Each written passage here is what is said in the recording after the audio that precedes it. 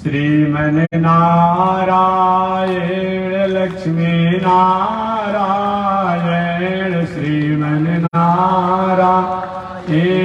लक्ष्मी नारायण श्रीमन्नारायण नारायण नारायण श्रीमन्नारायण नारायण नारायण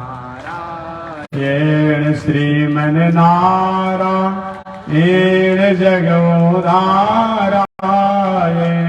श्रीमन्नारायण जगोदारायण लक्ष्मी नारायण नारायण नारायण लक्ष्मी नारायण नारायण नारायण। बोलिए श्री लक्ष्मी नारायण भगवान की। अनंताचार्य कृपया वेदांत द्वय पारगम रामकृष्णांग्र सद्भक्त विश्वक्षेण मुनिं भजे। कासायम यज्ञ सूत्रम शुचिवपुषि तथा चोर्ध्वपुण्ड्रं चभाले यस्यास्ते दक्षहस्ते कलिकुमति गिरीन्द्रेन्द्र वज्रं त्रिदण्डं संसाराग्नि प्रशान्त्यै मृतजलममलं दारुपात्रं पवित्रं श्रीविश्वक्सेन सूर्य पदकमलयुगम् श्रेयसे संश्रयामि। लक्ष्मीनाथ समारम्भां नाथयामुनमध्यमाम् अस्मदाचार्यपर्यन्तां वन्दे गुरु परम्पराम्। नारायणाय विद्महे वासुदेवाय धीमहि तन्नो विष्णु प्रचोदयात्। महालक्ष्म्यै च विद्महे विष्णुपत्न्यै च धीमहि तन्नो लक्ष्मी प्रचोदयात्। तन्नो लक्ष्मी प्रचोदयात्। परमाराध्य श्री लक्ष्मी नारायण भगवान प्रातः स्मरणीय पूज्य आचार्य श्री के जुगल चरणों में कोटिशा नमन। भगवत भागवत आचार्य कैंकर्य पारायण महानुभाव हरिद्वार की पावन भूमि से चलकर आए हुए माया मधुसूदन पीठाधीश्वर जगत गुरु रामानुजाचार्य स्वामी बैकुंठनाथ जी महाराज द्वारा आपने कथा श्रवण किया। उनसे पहले दिल्ली की पावन भूमि से चलकर आए हुए श्री लक्ष्मी नारायण मंदिर पीठाधीश्वर जगत गुरु रामानुजाचार्य स्वामी गोपाल कृष्ण जी द्वारा भी आपने कथा श्रवण किया। उसी पावन कड़ी में मैं भी दो चार शब्दों का निवेदन करूंगा। मैंने प्रथम दिन निवेदन किया था कि कथा किसे कहते हैं, कथा का मतलब क्या होता है, मानव जीवन में कथा की उपयोगिता क्या है।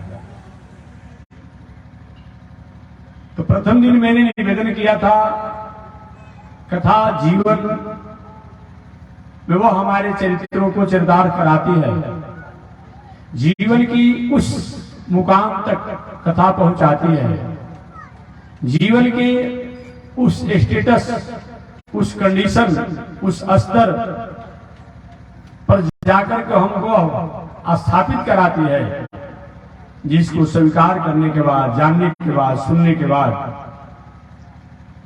अब हम इस संसार में कहीं चंचलता और अपने स्वरूप के विचलित होने का मौका नहीं प्राप्त होता है। केवल कहना और सुनना कथा नहीं है। जिन प्रसंगों को सुनने से परमात्मा का ज्ञान हो, अभिज्ञान हो, इन शब्दों को सुनने से तत्वों का ज्ञान हो, इन शब्दों को सुनने से सत्य तत्वों को जाने, ईश्वर तत्वों को जाने, प्रकृति को जाने, प्राणी को जाने, उसी का नाम कथा है। कथा परमात्मा का अभिव्यक्ति कराने वाला सबसे श्रेष्ठ और सहज कारण है। परमात्मा को जानाने की अनंत उपाय है। योग द्वारा भी जाना जा सकता है, यज्ञ द्वारा भी जाना जा सकता है, और भी अनेक साधन हैं। लेकिन कथा के द्वारा जैसे परमात्मा को जाना जाता है और कहीं सहज दूसरा नहीं। बल्कि यहां तक भी कहा जाए कि यज्ञ आदि द्वारा, योग द्वारा, तपस्या द्वारा, साधना द्वारा, दान द्वारा परमात्मा को जाना तो जाता है, परमात्मा को माना तो जाता है, परमात्मा में स्थापित तो हुआ जाता है। लेकिन उस सब करने के बाद भी कहीं हमारे दिल, दिमाग, मन, बुद्धि में चंचलता आने की संभावना बन सकती है। उदाहरण के रूप में 100 अश्वमेध यज्ञ करने वाले राजा नहुष अपने इंद्रिय की चंचलता को छोड़ नहीं पाए। परिणाम क्या हुआ? राजा नहुष को मर करके अजगर सांप होना पड़ा। करोड़ों करोड़ों गायों की दान करने वाले राजा निर्ग अपने इंद्रिय की चंचलता में रहे, अहंकार वश उन्होंने कह दिया कि जो भी कोई किसी के पास गाय है, कभी न कभी हमारे द्वारा दान दी हुई गाय है, काहे कोई अहंकार करता। आपने सुना होगा कि कैसे अजाचक ब्राह्मण थे। ब्राह्मण 2 प्रकार के होते हैं, दोनों श्रेष्ठ हैं, एक जाचक, एक अजाचक। एक वैदिक परंपरा, वेद की ऋचाओं, वेद के वाक्यों, शास्त्र की मर्यादा, शास्त्र की गरिमा से समाज को संबोधित करते हुए, समाज को सतपथ पर लगाते हुए, और उससे जो उनको अपने आप में पुरस्कार के रूप में प्राप्त होता है, उपहार के रूप में प्राप्त होता है, उसको अपने जीवन में और जीवन के व्यवहार में जो उपयोग करता है, जाचक है। अजाचक पूजा पाठ, यज्ञ, दान, तीर्थ व्रत तो करता है, ये किसी से लेने की कामना नहीं रखता है। दोनों श्रेष्ठ हैं। अर्थात जो पूजा पाठ करके दक्षिणा के रूप में प्राप्त वस्तु को अपने पास रखता है, वो भी श्रेष्ठ है। और जो दूसरे की पूजा नहीं कराते हुए अपने सम पूजा करके अपने में संतुष्ट रहता है, वो भी श्रेष्ठ है। एक अजाचक ब्राह्मण थे जो कभी किसी से कुछ लेते नहीं थे। वही अजाचक ब्राह्मण की गाय घूमते हुए, भागते हुए जाकर के राजा नृग जिस गायों को दान करते थे उसी मंडली में जाकर मिल गई। राजा नृग ने उस दूसरे ब्राह्मण की गाय थी, उसको भी अपना गाय मानकर दान कर दिया। अपनी गायों को ढूंढते हुए जो ब्राह्मण आया, देखा कि मेरी गाय को बिना मेरे दिए वो लेकर दूसरा जा रहा है ब्राह्मण। उन्होंने पूछा, हमारी गाय को बिना पूछे, बिना दिए आप ले जाने वाले होते हैं कौन? तुम कौन होते कहने वाले? ऐसे उसमें थोड़े हूं, मुझको राजा नृग ने गाय दान दिया। इसकी गाय पूछे कि मेरी गाय को राजा नृग दान देने वाले होते कौन है बिना पूछे मेरे? दोनों में आपस में टकरार हो गई। चलिए तो चलिए, दोनों राजा नृग के पास गए। जिनकी गाय तुझे कहा कि मेरी गाय को आपने बिना मेरे पूछे क्यों दिया? ऐसा नहीं होना चाहिए। राजा नृग कहा, है ब्राह्मण देवता, एक गाय की बात करते हैं, हमसे लाख गाय ले लीजिए ना, 10 लाख ले लीजिए, करोड़ गाय ले लीजिए। अरे मैंने दे दिया अपने आप को, क्या इसमें झगड़ा करने की बात है? लेकिन नहीं, ऐसा नहीं चलेगा।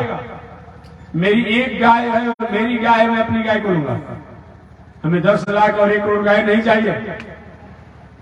तब जिसको उन्होंने गाय दान दिया तो उनसे कहा, ब्राह्मण देवता, एक गाय तुमने दूसरे का दान दे दिया, लेकिन इससे बदला में आप जितना चाहो गाय हमसे ले लो, इस गाय को छोड़ दो। लेकिन नहीं, जो आपने संकल्प करके गाय दान दिया है वही मैं लूंगा, मैं दूसरा नहीं लूंगा। काम नहीं बन पाई। अहंकार में आकर राजा ने कहा है, क्यों आपस में झगड़ा करते हैं? कभी न कभी आपके पास में जो गाय आई वो हमारी गाय होगी। न्याय उपयुक्त नहीं हो पाया। परिणाम क्या हुआ? जिसकी गाय थी और जिनको गाय दान दिए थे, दोनों गाय से चले गए। और वही राजा ने को मर करके गिरगिट होना पड़ा। हठबसठ संकट सहे गाल और नौभ नरेश। राजा नहुष 100 अश्वमेध करने वाले जीवन जीने के पैटर्न को भूल गए थे, इंद्र की गति को प्राप्त किए, लेकिन दूसरे की बेटी, दूसरे की आबरू, दूसरे की पत्नी की मर्यादा को भंग करने के लिए कुत्सित विचार किए, दुस्साहस किए। परिणाम हुआ कि अपने ही कर्मों के कारण स्वर्ग की गति को प्राप्त करने वाले राजा नहुष मर करके अजगर सांप हुए और राजा नृग उपयुक्त और मर्यादापूर्ण न्याय नहीं करने के कारण मर करके गिरगिट हो गए। राजर्षि भरत के नाम आपने सुना होगा। इतनी बड़ी तपस्या के अंतिम ऊंचाई पर थे, लेकिन आसक्ति हो गई, स्नेह हो गया एक मृग शावक के प्रति। मृग शावक के प्रति आसक्ति हुआ, परिणाम क्या हुआ? मर करके अगले जन्म में वो भी मृगा योनि को प्राप्त किया।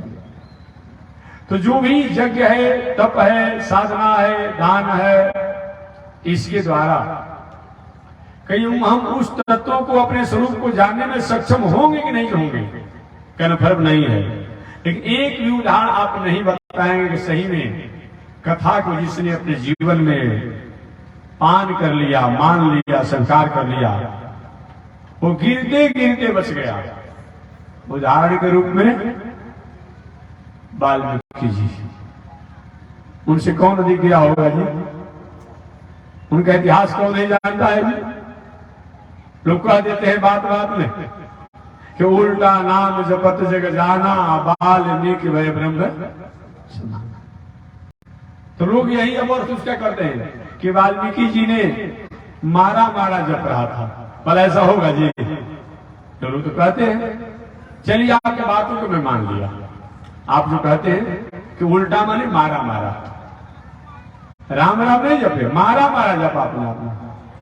ठीक है, उनको मारा भले जपे, लेकिन उनकी तन्मयता तो भगवान के प्रति थी, राम के प्रति थी, परमात्मा के प्रति थी।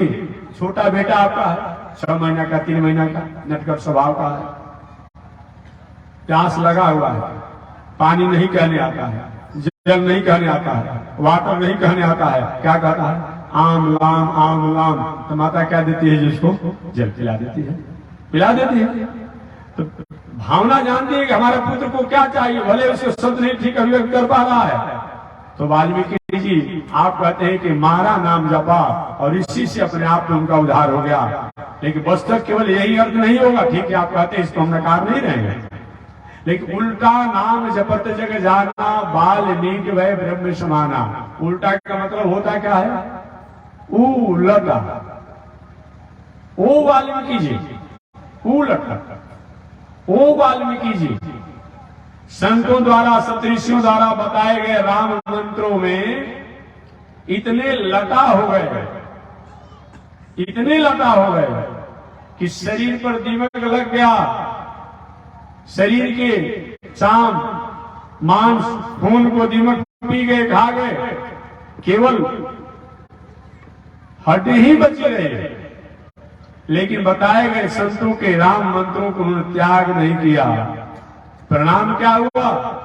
ब्रह्मा जी प्रकट हुए के केवल से उत्तिष्ठ जगो, और वही ब्रह्मा जी की मंगल कामना हुई, वही वाल्मीकि जी अपने आप वाल्मीकि जी हो गए, ब्रह्म ने परमात्मा के आदर के पात्र हुए।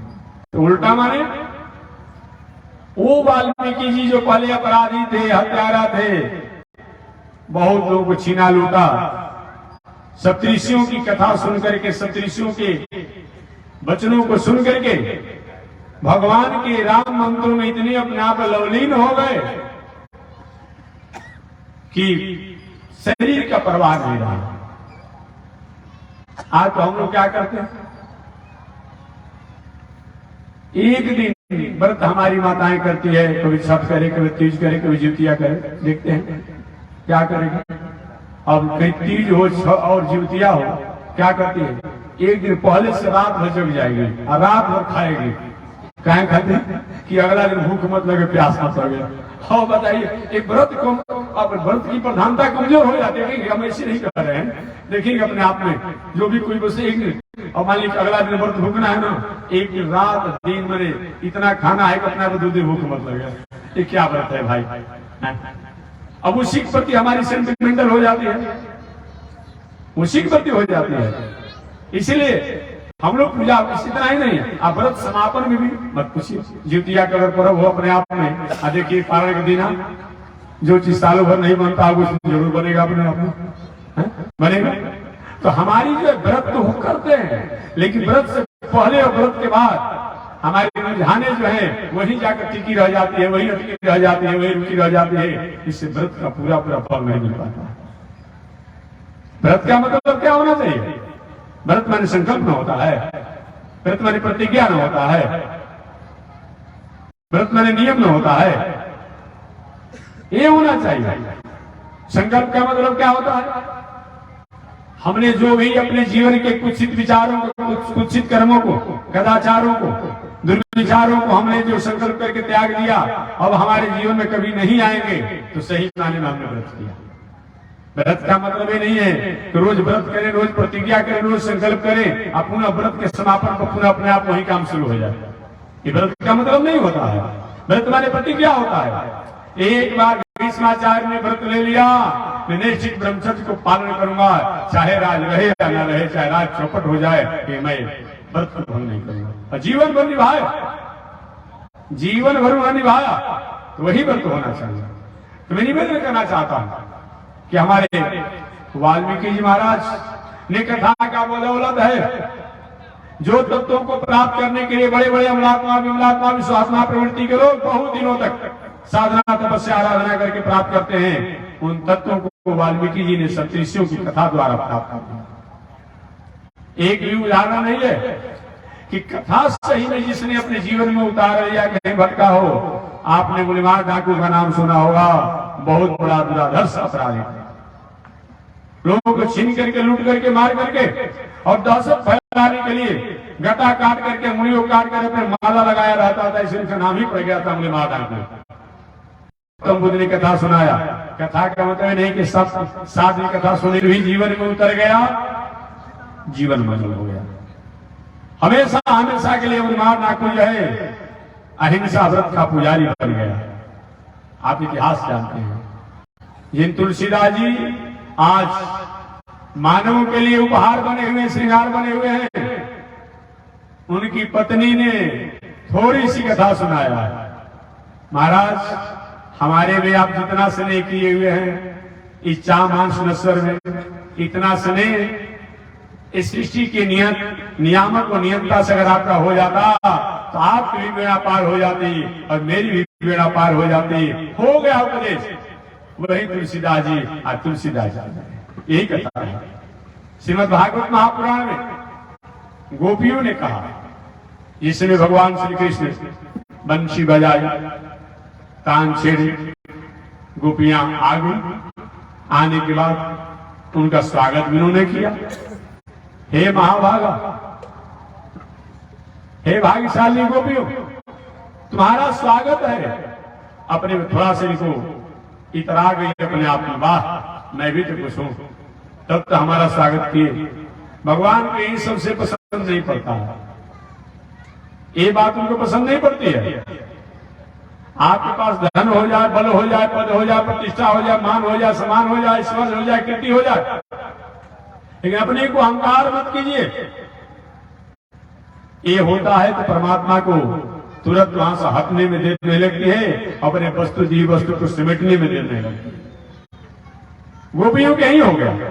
अगर वो अपने को ये मान लेती कि परमात्मा ने कृपा किया है, निहेतु कृपा किया है, गुणाक्षर कृपा किया है, वात्सल कृपा किया है, गोवत्स कृपा किया है, तब तो अच्छी बात है। लेकिन उनको एक बस मैं भी तो कुछ हूं, यही जीव की सबसे बड़ी कमजोरी है। उससे भगवान क्या किए? अंतर ध्यान हो गए। अंतर ध्यान का मतलब क्या होता है? वस्तु हो लेकिन वस्तु का हम अनुभव नहीं कर पाए, यही अंतर ध्यान का मतलब। ये नहीं कि भगवान थे ही नहीं अपने आप में, ऐसी बात नहीं है। पृथ्वी में उर्वरक शक्ति है, लेकिन समय से हम बीज को डालते हैं तो वही उर्वरक शक्ति होने के कारण पृथ्वी द्वारा अन्न हो जाता है, ऐसे नहीं होता। इसलिए अंतर ध्यान वाले परमात्मा जो पूरी दुनिया में व्याप्त और व्यापक रूप में रहने वाले हैं, वो परमात्मा गोपियों के सामने से अपने आप में लुप्त हो गए, लुप्त हो गए। अब गोपियां अपने आप में रोने लगी, बिलखने लगी, और रोते बिलखते हुए कहा कि हे गोविंद, इतने हमें परेशान कर रखे हैं, ऐसा मैं नहीं बर्दाश्त कर सकती, मेरे बस की बात नहीं है। लेकिन आपकी खासियत नहीं है, तव कथा मृतम तप्त जीवनम, आपकी कथा की एक खासियत है जिसके चलते इतने परेशान होने के बाद भी मैं आपको छोड़ नहीं पा रही हूं। और मैं नहीं कहती, कभी भी रीडितम, एक कवि लोग, एक संत लोग, ज्ञानी लोग, निध्यासन करने वालों आपका गुणगान किया करते हैं, कहते रहते हैं। इसलिए और आपकी कथा में ऐसी खासियत है कि तप्त जीवनम, जो अनेक प्रकार के तापों से तपा हुआ है, लेकिन आपकी कथा को जब सुन लेता है तो हमेशा हमेशा के लिए उसकी अपने आप में शीतलता प्राप्त कर लेता है। गोविंद, अतः आपकी कथा की खासियत है, कथा की खासियत है। राम अवतार में ये भगवान राम जी की कथा को हनुमान जी ने सुग्रीव जी को सुनाया। अन्यथा सुग्रीव जी की पात्रता नहीं थी, याद रखिएगा, सुग्रीव जी की पात्रता नहीं थी भगवान श्री राम के यहां पहुंचने के लिए, विभीषण जी की पात्रता नहीं थी भगवान श्री राम के यहां पहुंचने के लिए। लेकिन कथा की खासियत है, कथा की अपने आप में विशेषता रही कि सुग्रीव जी और विभीषण जी भगवान के अपने आप में कृपा पात्र बन गए। आपके मन में प्रश्न होगा, महाराज तो विभीषण जी में सुग्रीव जी में कौन सा दोष था? हम लोग तो जानते हैं कि भक्त हैं। नहीं नहीं, केवल इतना मत जानिए, उसके आगे पीछे भी जानिए। हमेशा मैं कहता हूं कि रामचरितमानस में मानस का भक्त है, तो भक्त जो होता है भगवान का, जो भी कुछ बताता है पर्दा देकर बताता है, भक्त का कर्तव्य होता है। लेकिन ऋषि लोग जो होते हैं अपने भी दोषों को बता देते हैं कि मैंने क्या किया, मैंने क्या किया, मैं क्या था, वो बता, वाल्मीकि ने बताया है। तो रामचरितमानस बहुत नहीं है, लेकिन आध्यात्म रामायण का भुसुंडी रामायण, लोमस रामायण, जो वशिष्ठ रामायण, वाल्मीकि रामायण में स्पष्ट लिखा हुआ है। जैसा दोष बानर राज वाली में, जैसा दोष लंकेश रावण में, उससे कहीं कम विभीषण जी और सुग्रीव जी का दोष नहीं था। आप पूछ सकते हैं कि महात्मा जी ऐसा कोई आपके पास प्रमाण है क्या? इसी तरह बोलते चले जा रहे हैं। नहीं नहीं, मैं इसी तरह बोलते नहीं चले जा रहा हूं और मेरे पास कोई प्रमाण भी नहीं है। शास्त्र में जो है उसी को मैं आपको याद दिलाऊंगा। हमारे पास प्रमाण की आवश्यकता है भाई, हम कौन होते हैं प्रमाण देने वाले? शास्त्र में जो बात है उनको केवल मैं आपको याद दिला सकता हूं, और हमारे पास स्वतंत्र कोई अपना प्रमाण नहीं है। तो चलिए मैं सुग्रीव जी की बात बता दूं कि कैसे आप मानेंगे कि सुग्रीव जी कोई कम दोष नहीं था। आप जानते होंगे जिस समय बांदरराज वाली भगवान श्री राम के बाणों से आहत हो चुका था, कुछ ही समय का इस दुनिया का मेहमान बना हुआ था। बांदरराज वाली ने पूछा कि ही कारण नाथ मुझे मारा, हे नाथ किस कारण से हमको आपने मारा? बाली बैरी सुग्रीव प्यारा, हमारा आपका तो किसी प्रकार का विवाद नहीं था, न राज का विवाद था, न किसी प्रकार का विवाद तो नहीं था, हमको आपने क्यों मारा? अगर कहीं आप कहेंगे कि मैंने सुग्रीव हमारा सहायता किया, तो बांदरराज बाली का जो सुग्रीव संग्राम करके जो काम करने में सक्षम नहीं है, वो काम केवल मैं एक चिट्ठी लेकर भेज दूंगा तो रावण मानने को तैयार हो जाएगा। आपने जाना होगा वही बांदरराज वाली हैं कि लंकेश रावण को अपने कांख में दबा करके 6 महीना तक रखे थे। पूर्व समुद्र से पश्चिम, उत्तर से दक्षिण घूमते रह गए। 6 महीना के बाद अपने कांखों से निकालकर सामने खड़ा किए। अब बताओ तुम्हारे साथ कौन सा सलूकत करे? रावण ने कहा कि हमें मुक्त कर दीजिए। यही सब कीजिए।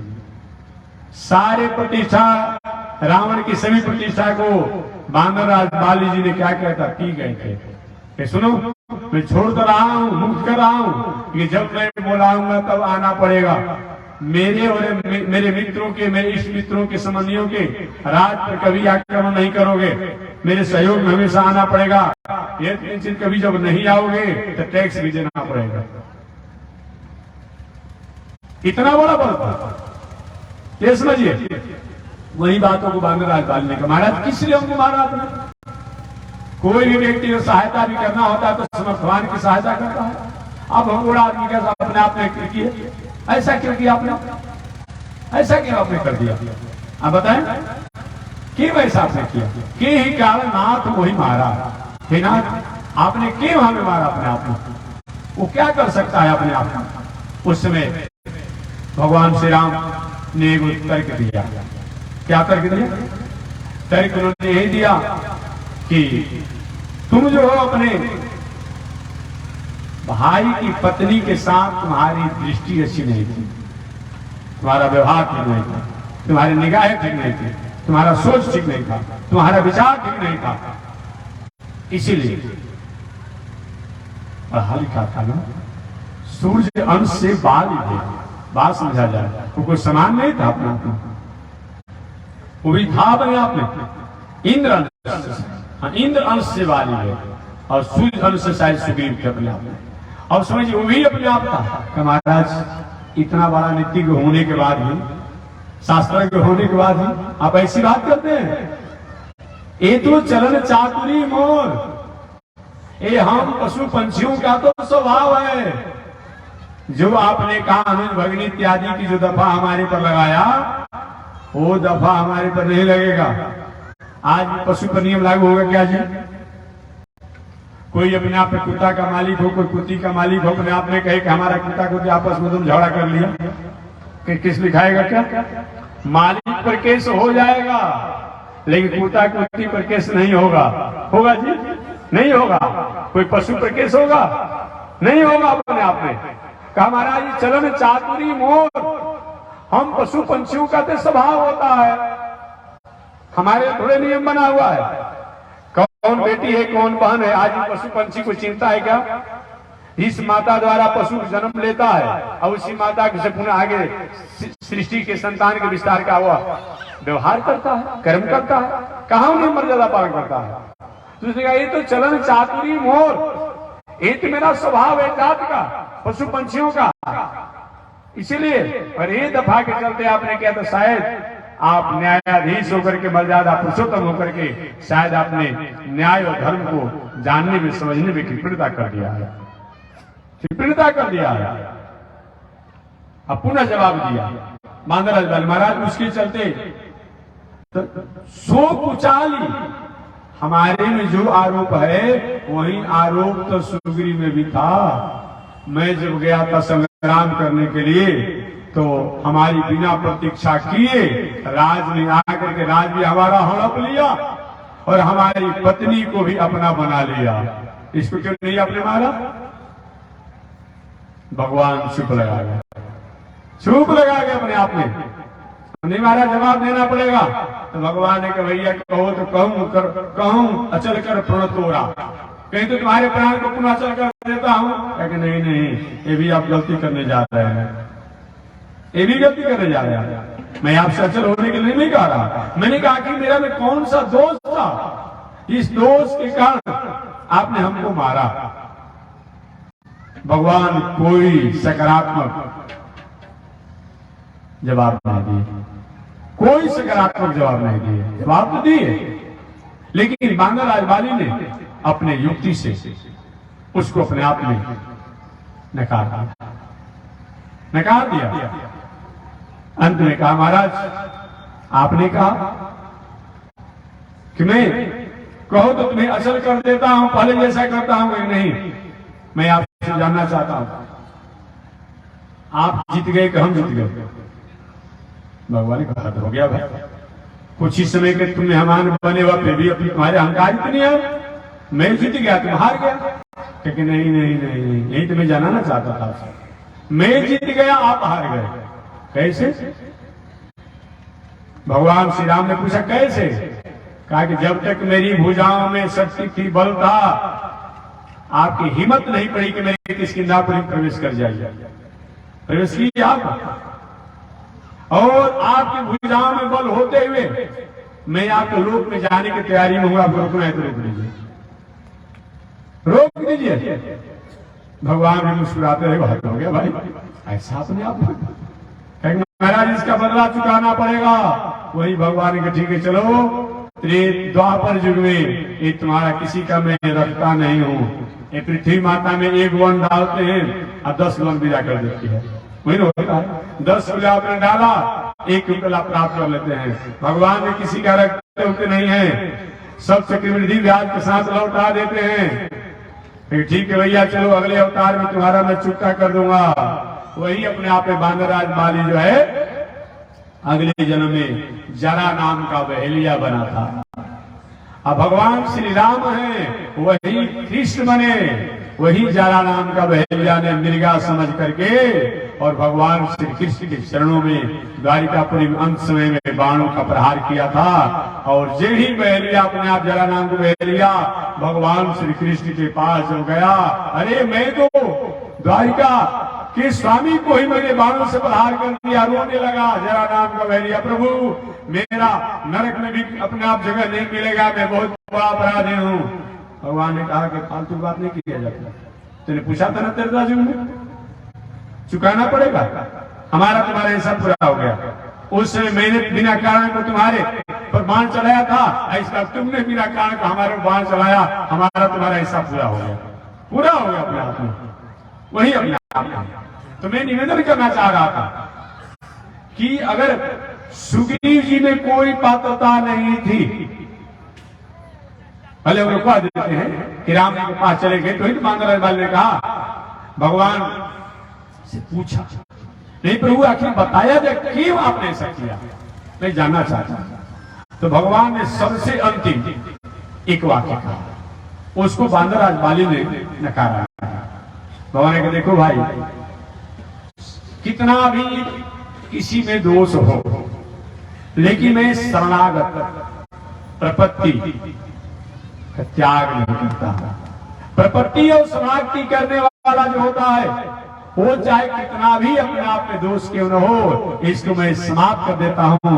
तो सुग्रीव ने प्रपत्ति किया, हमारी शरणागति किया, आपने प्रपत्ति और शरणागति नहीं किया, अतः ऐसा मैंने कहा। उस समय बांदराज बाली ये बात ठीक आपने कहा, ये ठीक आपने कहा, और यही बात तो मैं निवेदन करना चाह रहा था। वो प्रपत्ति शरणागति को कौन बतलाए? हनुमान जी महाराज कथा के रूप में सुग्रीव जी को समझाए। कहां भटक रहे हैं महाराज, कहां भटक रहे हैं? तमेव शरणं गच्छ, उनकी शरणागति करें। किनकी? किनकी शरणागति करें? दिवी विचक्षुरादतम तद्विप्रासो विपन्वयो जागी वांसलिलने विष्णु यत् परमं पदम पर्याप्तानंतराय सर्वयस्तमुतिरातम मुहूर्तम भर भवति। उनकी शरणागति करें। किसकी? जिनके रात दिन अमलात्मा लोग चिंतन निधासन करते रहते हैं, बिना उनको अपने आप में ध्यान चिंतन किए कल्याण नहीं होगा। वो कौन है? यदि गत्वा निवर्तन्ते तद्धामं परमं मम, जिनकी शरणागति करने के बाद पुनः संसार में लौट करके आने की कोई गुंजाइश नहीं होती है, उन्हीं के प्रपत्ति और शरणागति करें। सही लोगों से कथा सुना जाए, यही फल होता है। पात्रता नहीं होने पर भी, योग्यता नहीं होने पर भी वो योग्य हो जाते हैं, ये आपने जाना। यही होते हैं, ये कथा का महत्व है, और कहीं नहीं हो सकता है। एक कथा के द्वारा ही हो सकता है, और कहीं हो सकता है। चलिए मैं विभीषण जी के बारे में बता दूं संक्षिप्त। एक सूर्य जी के बारे में आप जानना। कथा को सही में अपने जीवन के विचारों में, आचरणों में, कर्मों में लेने वाला व्यक्ति, भले ही वो पात्रता उसमें नहीं हो, योग्यता उसमें नहीं हो, लेकिन कथा के कारण वो व्यक्ति कल्याण का अधिकारी होता है। उदाहरण के रूप में सुग्रीव जी महाराज, उदाहरण के रूप में जटायु जी महाराज। कल कथा मैंने बताया था, जटायु जी की कोई पात्रता नहीं थी, कभी भी माला लेकर जप नहीं करते थे, कभी भी गंगा स्नान करने के लिए नहीं, कमौसा पूर्णिमा का स्नान करते थे, काशी व्रत करते थे, नहीं नहीं नहीं, कोई यज्ञ भी नहीं किया। एकमात्र अगर कहीं जटायु जी के जीवन में कुछ हुआ तो राम कथा को सुन करके अनुरूप और रोमांच हो गए। जिस समय लंकेश रावण द्वारा जगत जननी सीता माता को आकाश मार्ग से ले जा रहा था, उस समय हा राम हा लक्ष्मण कहते हुए सीता जी अपने आप में करुण क्रंदन करते हुए रोते हुए जा रहे थे। जटायु जी अरे किसी अपने आप में अबला नारी पर संकट पड़ा हुआ है और अपने भुजाओं के बल का प्रदर्शन करते हुए जटायु ने लंकेश रावण से संग्राम किया कि क्या कर सकता था दुराधर्ष रावण के सामने, लेकिन किया। ऐसे मेरे स्वामी मेरे राम की पत्नी को लेकर ही जा रहा है, मैं रहकर क्या करूंगा, मेरे रहने का मतलब क्या होता है, जीने का क्या मतलब अधिकार है। और संग्राम किया। संग्राम के समय लंकेश रावण ने जटायु जी के पंखों को ध्वस्त कर दिया, ध्वस्त कर दिया। वही शरणार्थी एकमात्र था, बाकी और जटायु जी के जीवन में कुछ नहीं था, कुछ नहीं था। परिणाम क्या हुआ, वही अपने आप हुआ। रोज मैं भजन में गाता हूं कि नारायण भजु नारायण भजु नारायण भजु भाई रे, जानत दीन दयाल सदा जन के मन की मृदुलाई रे। ना चाहिए दुनिया की दौलत, ना चाहिए ठकुराई रे, नारायण भजु नारायण भजु नारायण भजु भाई रे। पूज्य पिता दशरथ ने अंतिम श्रद्धांजलि नहीं पाई रे, अधम जटायु के पंखों पर अश्रु धार बहाई रे। नारायण भजु नारायण भजु नारायण भजु भाई। यही है केवल कथा शरणागति की कारण ही ये प्राणी जो है पात्रता को प्राप्त करता है, तथा प्राणी के पास क्या औकात है, जीवों की कहां औकात है जो अपने साधन द्वारा परमात्मा को प्राप्त कर सके, हो ही नहीं सकती है। हम और आप एक डायरी रख लें और डायरी में 365 दिन की चर्चा लिखिए कि 365 दिन में आपने कितना पुण्य किया और कितना पाप किया। पाप वाला डायरी भर जाएगा 6 महीना में, अब पुण्य वाला डायरी पूरे जीवन बीत जाएगा, लेकिन वो पूरा नहीं हो पाएगा। कहां लोग पुण्य करते हैं जी, थोड़ा बड़ा कहीं हो गया तो हो गया, कहां कुछ होता है किसी के द्वारा। अगर हम अपनी कर्मों के द्वारा, योग्यता के द्वारा, पात्रता के द्वारा अगर हम कहीं चाहते हैं तो जीवन बीत जाएगा, हम कुछ नहीं कर पाएंगे। लेकिन वो करुणा करने वाले हैं, कृपा करने वाले हैं, वो अब हमारे कर्मों को नहीं देखते हैं, वात्सल्य भावना कारण हमारे ऊपर कृपा करते हैं। इसी कारण से चाहे वह जटायु जी हो, चाहे वह सुग्रीव जी हो, इन पर उन्हें कृपा किया। विभीषण जी के प्रसंग को मैं सुना दूं। विभीषण जी को हम लोग भले भक्त मान लेते हैं, लेकिन वाल्मीकि रामायण अध्यात्म रामायण का कृष्ण रामायण में बताया गया है, जिस समय विभीषण जी महाराज रावण द्वारा अपमानित होकर के आकाश मार्ग से होते हुए जहां भगवान समुद्र के पावन तट पर बैठ करके समुद्र देव से कहते हैं, समुद्र देव हमारे कोई खानदान ने आपको प्रकट किया है, या तो जल ही कहीं कम हो जाइए कि हमारे बांदर भालू सब इस सेना हमारी पार हो जाए, या तो सुखिए जाइए, या तो कोई उपाय बता दीजिए। अब समुद्र सुनने पर तैयार है, नहीं सुना। 3 दिन बीत गया, भगवान ने कहो वहीं पर क्षमा करिए, वहीं पर सहज होइए, वहीं पर सरल होइए, वहीं पर धीर होइए, वहीं पर स्थिर होइए।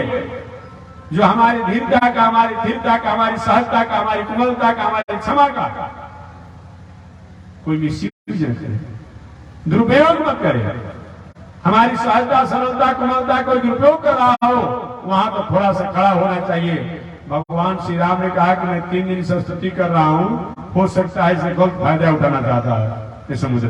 तो भगवान ने क्या किया, हमको पहचानते नहीं हो, विनय नाम विनय मान जल्दी जवाब, अरे मुझको पहचानते नहीं हो, अभी मैं तुमको दंड दूंगा। वहीं भगवान ने अपने धनुष पर बाण चढ़ाए, अभी मैं जल में सुखूंगा। वही समुद्र प्रकट हो गया, बिने न मानव जल से, वही प्रकट हो गया, देर नहीं लगी अपने आप में। हमारे सहजता सरलता से कोई मिसयूज कर रहा, उसको वहां थोड़ा खड़ा होना चाहिए, अन्यथा। और मैं नहीं कहता हूं, मानसकार ने इस बातों की संपुष्टि किया है, यदि कल दंड करहु नहीं तोरा तो भ्रष्ट हो ही सुति मार्ग। प्रजा गलत मार्ग में जाती है, वहां अनुशासन नहीं किया जाएगा, सब लोग गलत मार्ग पर अधिकारी हो जाएंगे। इसलिए परिवार गलत मार्गों की तरफ जा रहा हो, अनुशासन होना ही चाहिए, यही बताया। भगवान श्री राम अपने धनुष पर बाण प्रत्यंचा खींचे, समुद्र प्रकट हो गया। और प्रकट जब हुआ तो समुद्र ने अपना और अपने जैसे लोगों के स्वभाव बताया। हालांकि इस चौपाई से लोग आज बहुत बड़ा अस्त व्यस्त हो जाते हैं, ऐसा कि रामचरितमानस में लिख दिया गया। अरे भाई, लिखना गलती नहीं है, आपको अर्थ नहीं समझने आता है, उसकी भाव नहीं समझने आता है, और नहीं समझने के कारण आप विचलित हो जाते हैं। शास्त्र में कोई बात लिखा गया है, वो अपने आप में वो किसी को ठेस पहुंचाने वाला नहीं है, लेकिन हम ठेस अपने में पहुंचा ले तो हम उसमें शास्त्र का क्या दोष है? ये तुलसीदास जी का कथन नहीं है, भगवान श्री राम का कथन नहीं है।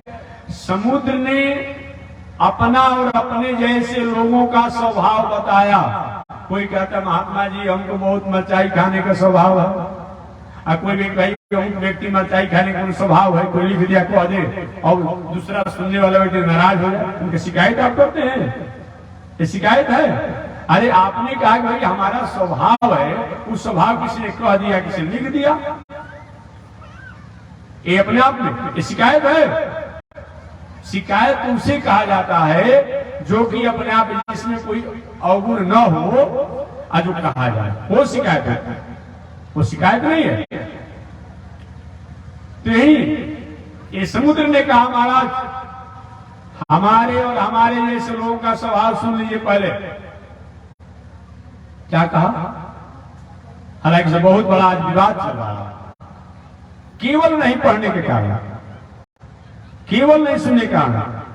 रामचरितमानस में भगवान श्री राम का वाक्य नहीं है, मानसकार का वाक्य नहीं है, किसी संत महात्मा ऋषि का वाक्य नहीं है, काकभूषुंडी जी का वाक्य नहीं है, गरुड़ जी का वाक्य नहीं है, शंकर और पार्वती संवाद नहीं है, भरद्वाज और जागवल का संवाद नहीं है।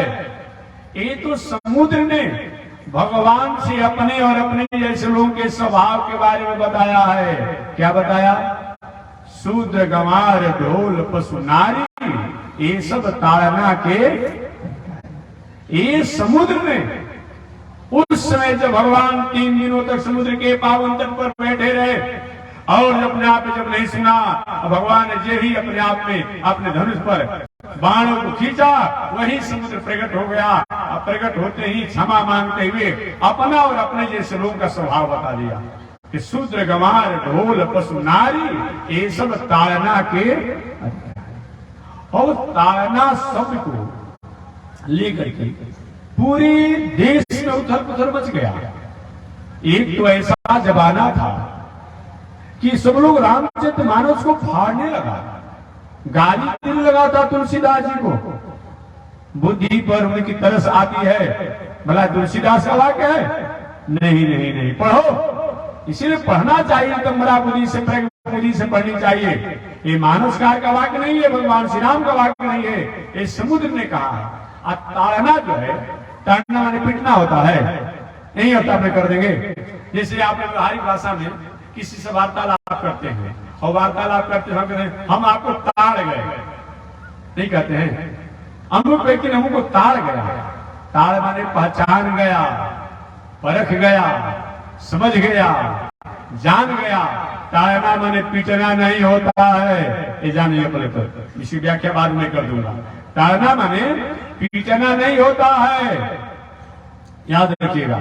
इसलिए तो शूद्र गंवार ढोल पशु नारी, ये सब पिटने के अधिकारी हैं। विवाह करके लाइए पत्नी जी को और डंडा से पिटने लगे, यही मानस क्या कहते हैं। जिस पत्नी के उपदेश से तुलसीदास जी इतना बड़ा साधु बन गए हैं, और भला पिटने की बात करेंगे जी।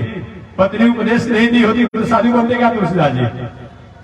कि आप जैसे लोगों जैसे घर परिवार में नीमक तेल में जीवन बिताते उसी में रह जाते हैं। लेकिन जिस पत्नी ने उपदेश दे करके तुलसीदास जी को इतना बड़ा दुनिया का अपने आप में एक आदरणीय बना दिया, भला ऐसे नारी को पिटने की बात करेंगे जी? नहीं नहीं नहीं। तो ताड़ना माने पिटना नहीं होता है। हमारे भारतीय दर्शन में, वैदिक दर्शन में शब्दों का अर्थ केवल शब्दों से नहीं लगाया जाता है। शब्दों के अर्थों को जानने के लिए वेद, उपनिषद, इतिहास, पुराण, स्मृति की सहायता ली जाती है, उप पुराणों की सहायता ली जाती है, तब अपने आप में इतिहासों की सहायता ली जाती है, तब उसका अर्थ किया जाता है। साधारण अंकगणित और बीजगणित के पुस्तक को जानने के लिए की और चंद्रिका सहायक पुस्तिका की आवश्यकता पड़ती है। अब भला अपने आप में शब्दों का अर्थ सब से आप कर देंगे, ऐसा नहीं होगा। वेदार्थो निश्चितव्य स्मृति इतिहास पुराण। वेदार्थो, वेद का अर्थ निश्चितव्य, निश्चय किया जाता है। स्मृति माने मनुस्मृति, पराशर स्मृति, सांडिल्य स्मृति, गर्ग स्मृति इत्यादि। स्मृति इतिहास पुराण। इतिहास माने वाल्मीकि रामायण इतिहास भी है, वेद भी है, उपनिषद भी है, पुराण भी है। वेद वेदे परे पुंसी जाते दशरथ आत्मज। वेद प्राचीन सादास साक्षात रामायण आत्मा। ये वाल्मीकि रामायण केवल इतिहास ही नहीं है, वेद भी है, उपनिषद भी है, पुराण भी है, इतिहास भी है और महाभारत। ये सब वेदार्थो निश्चितव्य स्मृति इतिहास पुराण माने 18 पुराण, उप पुराण इत्यादि द्वारा वेद के अर्थों को किया जाएगा। तब यहाँ ताड़ना शब्द का प्रयोग किया गया है। तो अलग अलग शब्दों में अलग अलग ताड़ना शब्दों का प्रयोग किया जाएगा।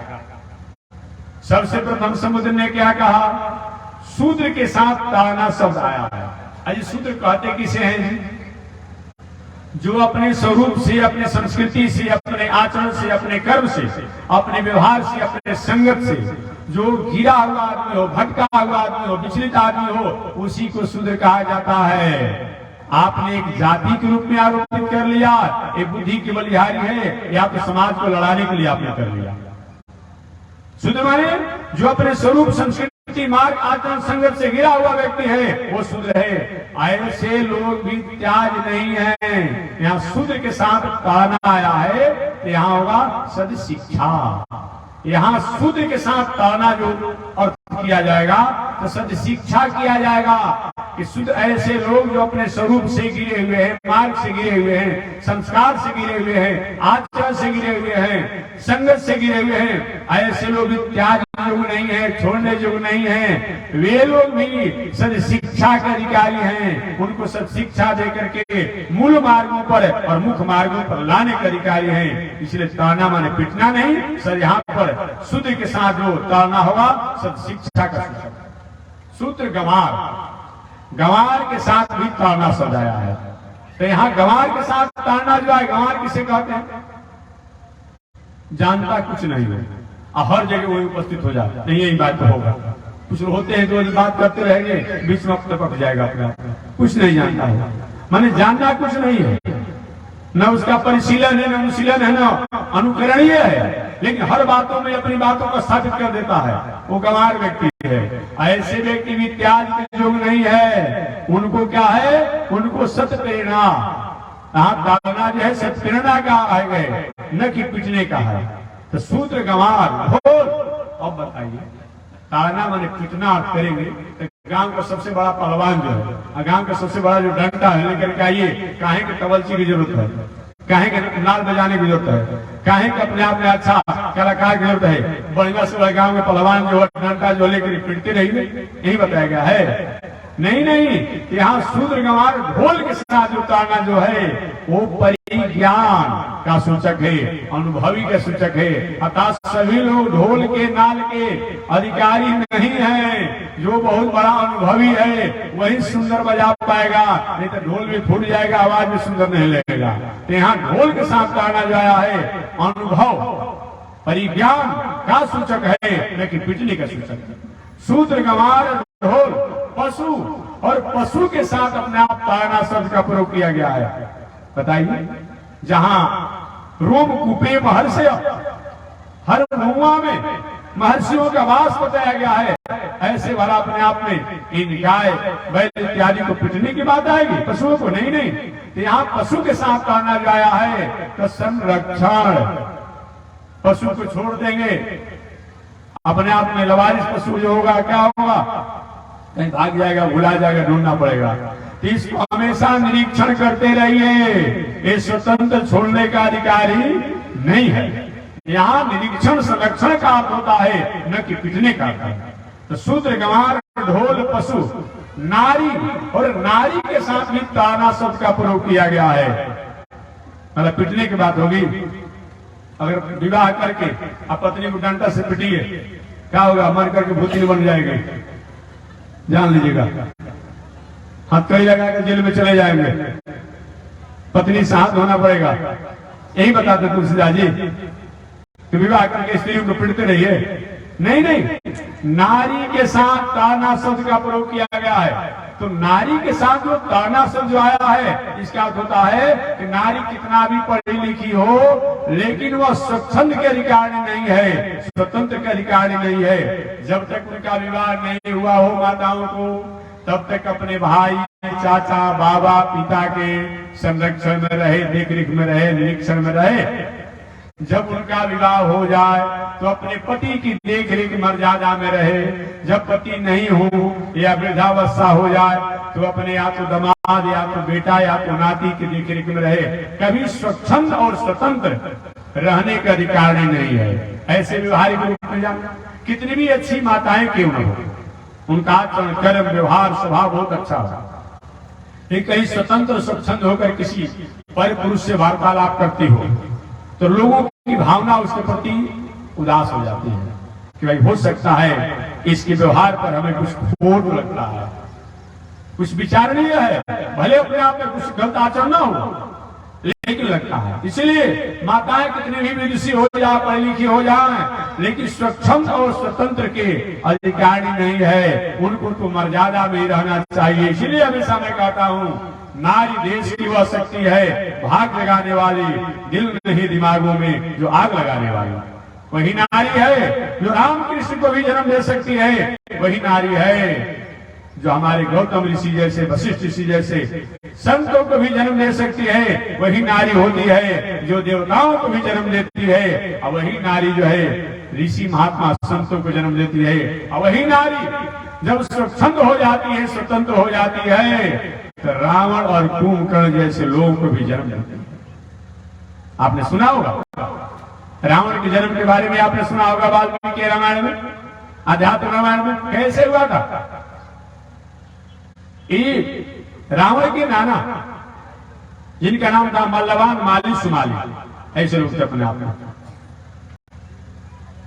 एक कैसी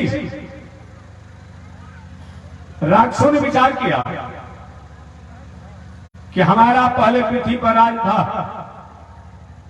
अब हम नारायण विष्णु के कारण में भयभीत होकर के हम सातों लोक में रहते हैं, पृथ्वी पर कैसे हमारा एकाधिकार होना चाहिए। कोई उपाय नहीं सुझा, बल हमारे पास आज इसमें नहीं है। तुमने क्या किया, अपनी बेटी कैकसी को कहा, जाओ अपने अनुसार स्वच्छंद होकर के तुम पर पुरुष को वर्ण करो। वही कैकसी घूमते घूमते आई विश्रवा मुनि के पास, जबकि विश्रवा मुनि का विवाह प्रथम गो के साथ अपने आप हो चुका था, जिनसे अपने आप में हमारे कुबेर जी महाराज पुत्र के रूप में जन्म ले चुके थे। कैकसी ने आकर के विश्रवा मुनि से कहा, महाराज मैं आपकी पत्नी बनना चाहती हूँ, मैं आपके पति के रूप में वर्ण करना चाहती हूँ। विश्रवा मुनि ने कहा कि मेरा विवाह तो हो चुका है, मेरा पुत्र भी है। महाराज इससे क्या हुआ, मेरी इच्छा है, मुझको ठुकराइए मत। इतनी भावना में भावित कर दिया कैकसी ने कि विश्वामुनि को नहीं चाह करके भी उसको पत्नी रूप में वर्ण करना पड़ा। अब पत्नी रूप में जब वर्ण कर लिए, एक दिन असमय में अपने आप में पुत्र की कामना किया।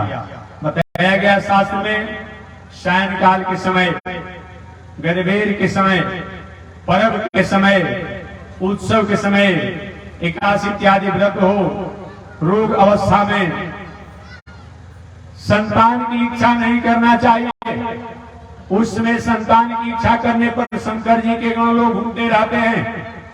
और शंकर जी गण को घूमने का क्या होता है, हर कोई संतान की इच्छा करता है। उस समय के संबंध से बाद में चलकर जो संतान होगा वो राक्षसी वृत्ति वाला होगा, असुरी वृत्ति वाला होगा और अनेक प्रकार उपद्रवकारी होगा, नालायक होगा, भ्रष्ट आचरण वाला होगा। अतः अपने आप बताया गया है उस समय नहीं होना चाहिए, नहीं होना चाहिए। बताया गया है उत्सव हो, महोत्सव हो, पर्व हो, तीर्थ हो, व्रत हो इत्यादि। सायंकाल का समय था। कैसी ने विश्वामुनि से महाराज हमें पुत्र प्राप्ति का वरदान दीजिए। देवी अभी काल ठीक नहीं है महाराज। काल क्या होता है? काल किसे कहते हैं? आप इतने बड़े उस कोटि के संत हैं, उसकी भावना में आकर के विश्वामुनि ने कैसी को संतान प्राप्ति का मर्यादा तो स्वीकार किया, बाद में अफसोस किया, देवी तुमने अच्छा नहीं किया। हम ऋषि हैं, तुम्हारी पत्नी बनी हो, संतान तो होंगे लेकिन असली प्रवृत्ति वाले होंगे। वही बाद में चल करके रावण बड़ा कुंभकर्ण बना और विभीषण जी हुए और ये क्या नाम था, सुप्रखा भी हुई। वही बताया इतना बड़ा प्रभाव होता है, इतना बड़ा प्रभाव सहवास और संगत का होता है। इसलिए बताया गया है कि स्वच्छंद होने का कितना बड़ा प्रभाव रहा कि कैसी स्वच्छंद और स्वतंत्र होकर के विश्वामुनि के पास आई तो अपना तो बिगाड़ ही दिया, विश्वामुनि का भी कुल खानदान समाप्त कर दिया, समाप्त कर दिया। चलिए मैं 5 मिनट में अपने बातों का निवेदन कर दूं जो मैंने विषय को उठाया था कि कथा जो काम यज्ञ तप ध्यान निध्यासन द्वारा बहुत कठिन है, वो कथा द्वारा हम सहायता से अपने आप में उस तत्वों को प्राप्त करते हैं। सूर्य जी उदाहरण में है, जटायु जी उदाहरण में है और विभीषण जी उदाहरण में है। विभीषण जी कथा में बता रहा था वही समुद्र के पावन तट पर जब थे, सुग्रीव जी महाराज ने कहा बद्धता में सवई बाबा, अरे ये रावण का भाई विभीषण आ गया है, बद्धता बंद कर डालो, बहुत बड़ा पापी है। सारे बांगर भार उछले पकड़ने के लिए विभीषण जी को आकाश मार्ग मुड़ गए, भागे नहीं पकड़ा। उन्होंने विभीषण जी ने आकाश मार्ग से कहा मैं पापी का भाई हूँ, पापी हूँ, लेकिन मेरी बात तो जाकर कह दिया जाए, राम से कह दिया जाए कि मैं आया हूँ। वही अपने आप में कहा गया कि पापी रावण का भाई पापी विभीषण आए हैं। भगवान श्री राम ने कहा है लक्ष्मण जी अब पूछने मत आइएगा, पूछने मत आइएगा, लाइए और इनको लंकापुरी का राजा बना देते हैं। बोले ऐसा कोई होगा जी? ऐसा कौन दुनिया में हो सकता है जी? कौन हो सकता है? कहां पात्रता देखा गया? सुग्रीव कह रहे प्रभु कुछ तो समय विचार कीजिए, कैसे अपने आप कर रहे हैं, मैं विचार कीजिए। भगवान ने कहा सुग्रीव जी आपको कोई संदेह है क्या? आप लोग संदेह तो है, हो सकता है कहीं खुफिया बनकर के आया हो, कहीं हमारा भेद लेने के लिए आया हो। भगवान श्री राम ने कहा सुग्रीव जी हमारा जो भेद जान जाता है, अब दुनिया में किसी की भेद जानने की आवश्यकता नहीं पड़ती है। जो उनको जान जाता है अब अलग कुछ जानने की आवश्यकता नहीं पड़ती है। हमारा भेद जो जान लेगा वो तो अपने आप हमारा हो ही जाता है। पुनः भगवान ने कहा अच्छा ये बताइए हमारे आप में भेद है क्या? लक्ष्मण में और हमारे भेद है क्या? भरत में हमारे भेद है क्या? शत्रुघ्न हमारे भेद है क्या? अयोध्या में हमारे भेद है क्या? जनकपुरवास हमारे भेद है क्या? तो भेद होगा कहां तो भेद लेगा। आज आप भेद नहीं तो भेद क्या लेगा? क्या लेगा अपने आप में? इसलिए वो अपना लाइए आगे। सुग्रीव जी ने कहा प्रभु आप इनको राजा बनाने पा रहे हैं, अभी संग्राम हुआ नहीं, कौन जीतेगा, कौन हारेगा, कौन मरेगा, कौन मराएगा, तब क्या होगा? भगवान तो कहना क्या चाहते हैं बताइए सुग्रीव जी? प्रभु कुछ तो समय प्रतीक्षा कर लिया जाए। भगवान ने कहा आगे पुनः सुग्रीव जी प्रभु ये भी मैं जानना चाहता हूँ, और जैसे ही आया हो सकता है कहीं रावण आ जाएगा तब क्या किया जाएगा? तो आप विभीषण जी को वचन दे देंगे लंकापुरी का राजा बनाने के लिए, और कहीं रावण लौट के आ गया तब क्या करेंगे? भगवान श्री राम हंसते हुए कहे, सुग्रीव जी रामो दिन ना वास्ते, मैं जो कहता हूं यकीन करने जो है आएगा नहीं, लेकिन आप कहते हैं कि अगर हो सकता है रावण कहीं आ जाए तो रावण आ जाएगा। तो मैंने विभीषण जी को राजा बनाया तो बना दिया।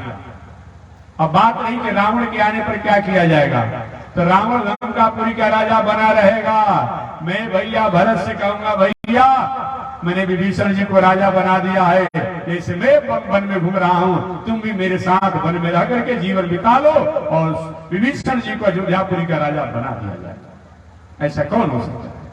कौन हो सकता अपने आप में? ऐसे भगवान श्री राम हैं। तो वही हुआ कि कौन इनसे दोष है? तो सुग्रीव जी महाराज ने कहा कि इसमें प्रथम बार हनुमान जी महाराज गए थे तो सब समाचार पूछ लिए, लेकिन जल पानी को हनुमान जी को नहीं पूछे। इनसे तो अच्छा मैनाक था ना, पितृद्रोही तो था वो अपने आप में, लेकिन पूछा तो कि महाराज जल पी लीजिए, विश्राम कर लीजिए। हनुमान जी महाराज ने विचार किया कि पितृद्रोही है, इसका सत्कार स्वीकार करना ठीक नहीं है, क्योंकि जब इसके पिता पर संकट पड़ा था तो अपने पिता को छोड़ करके ये भाग गया था मैनाक पर्वत, इसलिए इसके पितृद्रोही है, अतः इसे स्वीकार नहीं किया जाएगा। क्यों छोड़कर भाग गया था?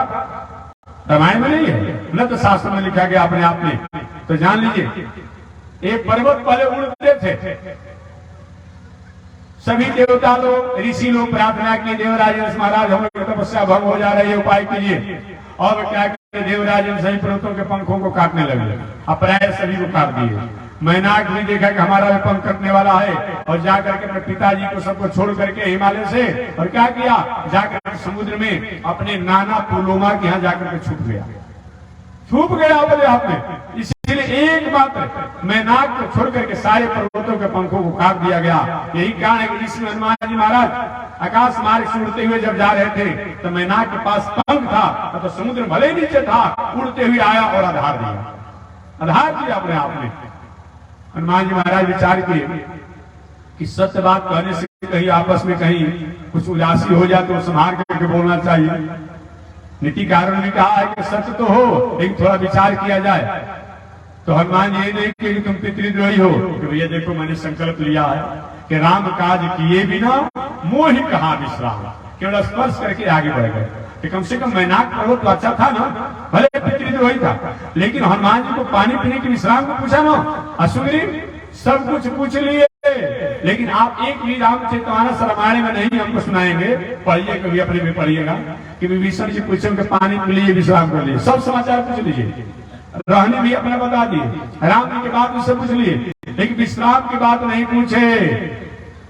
इतना ही नहीं, आप जब जानते हैं कि हम ही गांव में ऐसा आदमी है कि कोई आता है उसको पानी पिलाने खिलाने की व्यवस्था करते हैं और सब समाचार उससे पूछ लीजिए और उसको पानी भोजन की व्यवस्था मत पूछिए, ये दोषी न है, ये अपराधी ना कहे जाएंगे। वहीं भी विष्णु जी महाराज ने किया, नव तुलसी के वृंद राम नाम अंकित गृह, बताया गया है राम आयु अंकित गृह, हरि मंदिर का भीड़ बनावा, तीन काम था। घर के बगल में ही अपना मंदिर भी बनाया था, हरि मंदिर का भीड़ बनावा, नव तुलसी के वृंद, तुलसी के बाद अपना क्यारी भी थी, वृक्ष भी थे, और राम आयुध अंकित गृह, शंख चक्र गदा पद्म धनुष मांस अपने आप में मकान को लगाया गया था, और राम नाम आयुध गृह और राम नाम को भी अपने आप अंकित किया गया था। भक्ति की सारे चिन्ह थे, लेकिन भक्त को पूछा जाता, इसलिए दोषी है। दूसरा, जिस समय रावण ने कहा कि बद्धता इस बांदर को मार डालिए, मेरी अशोक वाटिका को तहस नहस कर दिया, तो उसमें यही अपना मंत्रणा हुआ कि नहीं, दूध को मारा नहीं जाता है, अंग भंग किया जाता है, अंग भंग कर पटो बंदर। इसको थोड़ा कान काट लीजिए, पूछ काट लीजिए, नाखून काट लीजिए, पैर काट लीजिए, हो जाता। लेकिन अंग भंग के माध्यम से हनुमान जी के शरीर में कपड़ा लपेट दिया गया, घी तेल लगा दिया गया, सलाई मारने का मंत्रणा हुआ। तो कहना नहीं चाहिए एक तरह से भी तो प्राणी बद हो जाएगा। रुआ वाले प्राणी के शरीर में कपड़ा लपेट करके घी तेल डाल करके सलाई मार दिया जाए, वो प्राणीवध हो जाता है, जबकि दूध के साथ ऐसा नहीं होना चाहिए। अभी विभीषण युद्ध में महामंत्री पद पर थे, ये दोष है कि नहीं दोष है? इसलिए हमारे विभीषण जी सूर्य जी महाराज ने कहा कि बद्धता में सभी पाप, ये पापी हैं, इसलिए इनका वध होना चाहिए। परंतु हनुमान जी ने क्या किया, भगवान श्री राम से विभीषण जी को कथा सुनाया। अब विभीषण जी को पहले कथा सुना चुके थे। भगवान मान के ठीक है हनुमान, सब कुछ दोष तो है, लेकिन तुमने कथा सुना दिया है तब इनको ग्राह्य करना ही पड़ेगा। इसलिए कथा की एक खासियत है, उसमें पात्रता नहीं देखी जाती है, योग्यता नहीं देखी जाती है। एकमात्र शरणागत प्रपत्ति होता है, वो व्यक्ति पर परमात्मा कृपा करते हैं। ये कथा के अलावा और कहीं नहीं देखा जाता है, यही कथा की खासियत है। तो शेष चर्चा कल मैं करूंगा कि आदि देव नारायण भगवान किस तरह से सृष्टि का विस्तार किए। शेष चर्चा अगले दिन। आज इसी के साथ वाणी विराम। श्रीमन नारायण लक्ष्मी नारायण, श्रीमन नारायण लक्ष्मी नारायण, श्रीमन नारायण नारायण नारायण, श्रीमन नारायण नारायण नाम। बोलिए श्री लक्ष्मी नारायण भगवान की, भास्कर भगवान रामानुजाचार्य स्वामी महाराज की, विश्व जगदाचार्य श्री त्रिदंडी स्वामी महाराज की। हरि ओम। शांति है, शांति है, शांति। स्वामी जी महाराज की।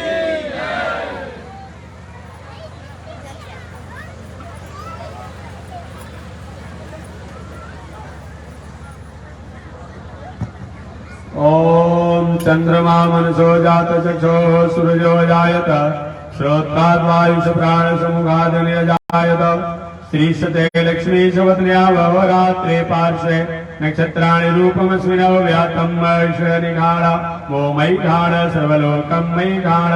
लक्ष्मी नारायण भगवान की। हरि ओम। शांति शांति शांति।